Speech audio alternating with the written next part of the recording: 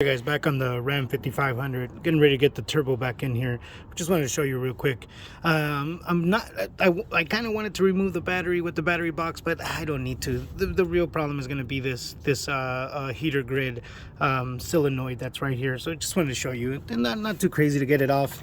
Once you got the wiring off of here, these two igniters right here, you have one that's a ground, one that's a power, or a trigger or whatnot. So as you can see, there's a bunch of little ridiculous clips right here that are hanging on for dear life. One back there, one down here.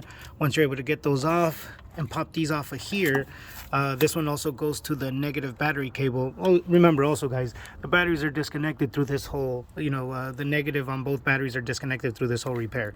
Especially as you're messing around like this and going through, imagine trying to take this out and you ground out the power coming from the battery, on the turbo or something that you're getting in and out. I mean, it's just not smart.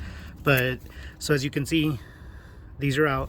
I'm gonna just set them off over there to the side so they're out of the way, because they are in the way. As you can see, it's out of the way now. Excuse the lighting, the sun's like right on my back and I have no shade, so it seems like it's hard to see.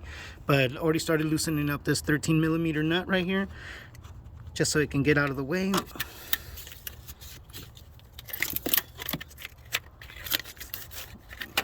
I'll move that out of the way right now once I get both hands free. But I'm also going to remove it from right here, just so I don't have to tear this little joint off. I don't want that to come apart. I want it to stay as normal as, as natural as possible, as the way it was as possible. So I'm going to take both of these off, so then I can remove these torques right here, so I can get this heater grid solenoid out of the way. So it'll help me kind of sneak the turbo in here a little bit easier. All right, let me get to that and I'll show you how that goes. All right, see you in a bit.